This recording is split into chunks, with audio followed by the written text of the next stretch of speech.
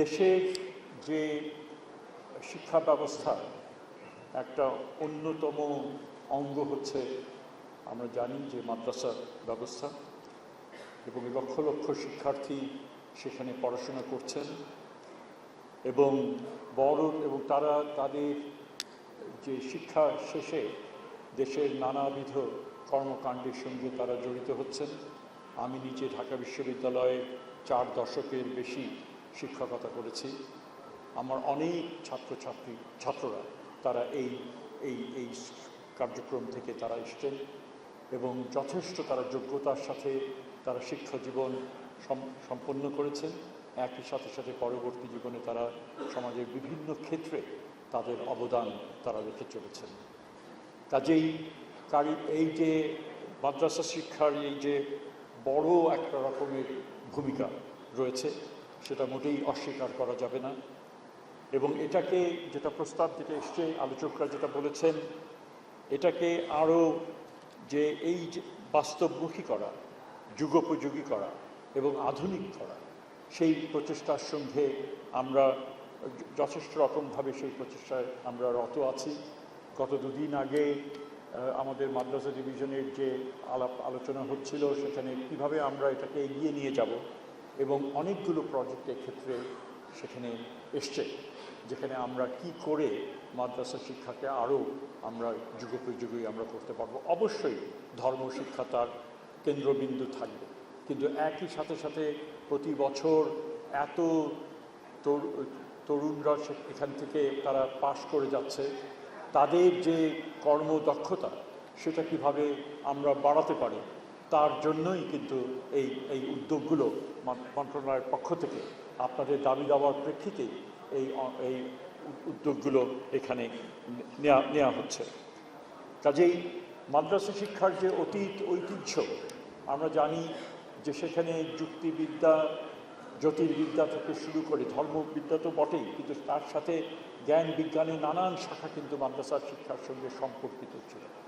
এবং এটাই হচ্ছে আমরা সেই ধরনের যে আধুনিক শিক্ষার সাথে যেটাকে ব্লেন্ড করা, অবশ্যই সেখানে কম্পোনেন্ট কতটুকু থাকবে সেটা আপনারাই নির্ধারণ করবেন, বোর্ড নির্ধারণ করবে, ইউনিভার্সিটির এখানে ভূমিকা রয়েছে, অন্যান্য যারা শিক্ষা কার্যক্রমের সঙ্গে যুক্ত তারা সেটা নির্ধারণ করবেন।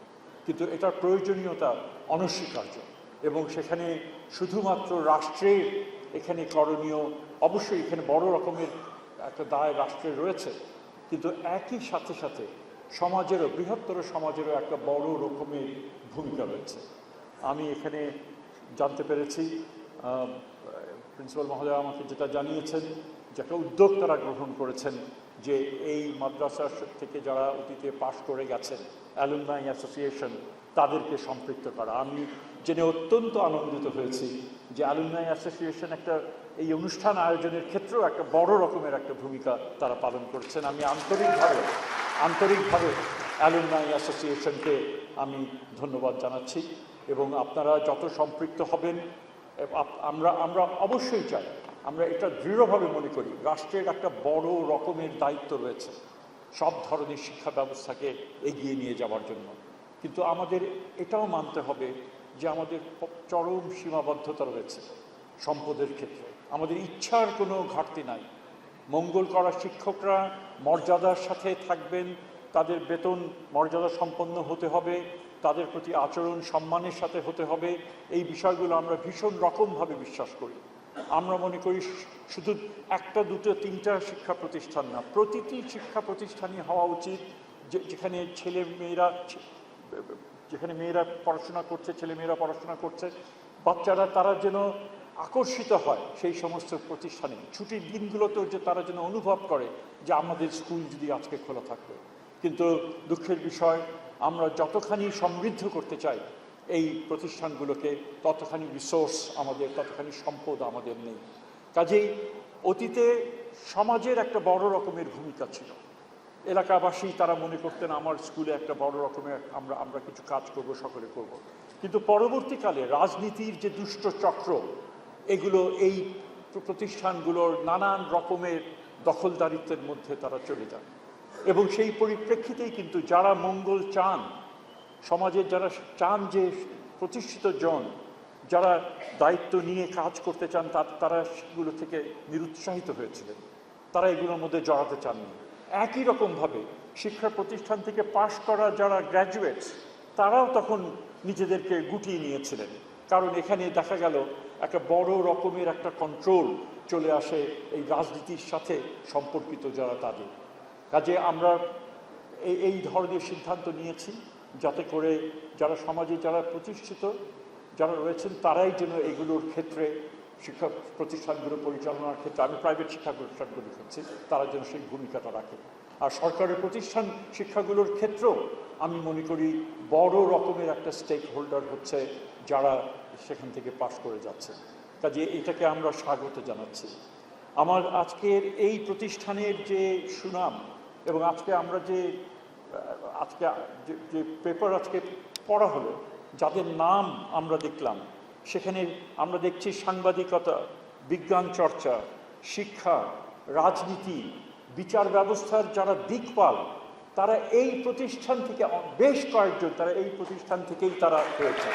কাজে এই যে আলোকিত মানুষ এই প্রতিষ্ঠান সৃষ্টি করেছে, তা আমার সেই ধারাবাহিকতাকে আমাদেরকে অব্যাহত রাখতে হবে এবং তার জন্যই আমাদেরকে যার পক্ষ থেকে আমাদের অবশ্যই আমাদের উপরে দায়িত্ব বর্তায় সেই আলোকবর্তিকা যেন আমরা সমুন্নত রাখি এবং একই রকমভাবে এই প্রতিষ্ঠান ভবিষ্যতেও আরও এবং 4-6 বছর পরে এটা 4 বছর পরে আমাদের 250 বছর হবে এই প্রতিষ্ঠানে।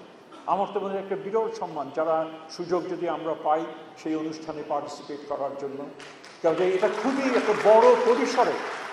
আমি আশা করি তখন যারা দায়িত্বে থাকবেন এই মন্ত্রণালয়ে, তারা যেন যথেষ্ট গুরুত্ব দিয়ে তারা যেন সেই দিনটা তারা সেলিব্রেট করতে পারেন। এটা কম কথা না যে 250 বছর একটা প্রতিষ্ঠান, যারা এত ভালো ভালো যারা গ্র্যাজুয়েট যারা করেছেন, যেখানে শিক্ষালাভ তারা এখান থেকে করেছেন, তার সেটা সেলিব্রেট করা। আমি কথা আমার বেশি বাড়াবো না। অতীতে ধর্মীয় বিশ্বাসের কারণে নানান তারা হয়রানির শিকার হতে হয়েছে এবং আমার মানুষের পোশাকের কারণে তারা শহরে একটা নাগরিক মর্যাদা নিয়ে যে শহরে চলাফেরা করবেন, এক জায়গা থেকে অন্য জায়গায় যাবেন, সেটা তার করা হয়নি। আমরা জানি এখানে কিভাবে জঙ্গি নাটক সেখানে সাজানো হয়েছে। কাজে এই দায়িত্ব এবং এর বিচার অবশ্যই সরকার বদ্ধপরিকর সেগুলো করার জন্য। আমি নিজে বলতে পারি এই যে শাপলা চত্বরে যে হত্যা যজ্ঞ হয়েছিল, সরকার সেটাকে ধামাচাপা দেওয়ার চেষ্টা করেছিল এবং বুদ্ধিজীবীরা এবং সমাজে প্রতিষ্ঠিত যারা বুদ্ধিজীবী যারা মনে করেন যে তাদের একটা বড় রকমের ভূমিকা হচ্ছে, তারা কিন্তু একটা বিরাট অংশ, প্রায় সকলেই সেখানে নীরব সেখানে ছিলেন এবং তার মাধ্যমে ওই হত্যাযজ্ঞকে তারা প্রশ্রয় দিয়েছিলেন এবং ইতিহাসকে মুছে ফেলার সেখানে একটা পরিকল্পনা ছিল এবং সেখানে অল্প দু-একটি সংগঠন, একটি মাত্র সংগঠন সেই সময়ে যারা প্রকাশ করেছিল যে না এই ঘটনা এটা ঘটেছিল। আমি গৌরব যে আমি নিজেকে মনে করি যে সেই সংগঠনের সাথে আমিও সম্পৃক্ত ছিলাম এবং ইতিহাসে কাল এটা যে সত্যকে যে ধামাচাপা দেওয়া যায় না এবং জবাবদিহিতা যে কোনো এক সময় করতে হবে, সেই জবাবদিহিতার সময় কিন্তু এখন এসছে। কাজে আমরা মনে করি যে এই ধরনের যে সমাজে বিভেদ সৃষ্টিকারী যে প্রচেষ্টা যেগুলো ছিল, সেগুলোকে আমাদের উৎপাটন করতে হবে এবং সকলে নিজের মর্যাদার সাথে তারা যেন তাদের বিশ্বাস তারা পালন করতে পারেন। একই সাথে বিভিন্ন ধর্মীয় জনগোষ্ঠী, তাদেরও দায়িত্ব হচ্ছে সহমর্মিত হবার, সহিষ্ণুতা প্রদর্শন করা। কাজেই এই প্রেক্ষিতেই আমি মনে করি যে এই যে বিশাল যে একটা প্রতিষ্ঠানের আজকে আমরা যে সেলিব্রেট আমরা করতে এসেছি, সেই সেলিব্রেশনে যে জ্ঞান আহরণের যে একটা বিশাল যে এই যে প্রতিষ্ঠান এবং সেখানে অন্ধবিশ্বাস না, যুক্তি দ্বারা আমাদেরকে হতে হবে। বিজ্ঞান এবং প্রযুক্তিকে আমরা ধর্মবিশ্বাস অবশ্যই আমাদের থাকবে এবং ধর্ম সম্বন্ধে আমার জানার প্রচেষ্টা এবং কমিটমেন্ট সেটা থাকতে হবে। একই সাথে বিজ্ঞান এবং প্রযুক্তিকেও আলিঙ্গন আমাদেরকে করতে হবে। কাজেই এই আমরা যত উন্নততর মানুষ আমরা যেন হতে পারি, কর্মক্ষম মানুষ হতে পারি, দেশকে যেন আমরা দিতে পারি, সমাজকে যেন আমরা দিতে পারি। আমি এই যে আজকে বিশাল যে এই আয়োজন এবং আনন্দঘন এই আয়োজন, সেই আয়োজনে আমাকে আমন্ত্রণ জানানোর জন্য আন্তরিক ধন্যবাদ জানাচ্ছি। আমি কিছু কিছু সমস্যার কথা এখানে আপনারা উত্থাপন করেছেন এবং সেই সমস্যা অবশ্যই সেগুলো দূর করা প্রয়োজন এবং সেগুলোর মধ্যে জমি সংক্রান্ত একটা সমস্যা রয়েছে যেটা আদালত প্লিজ কথা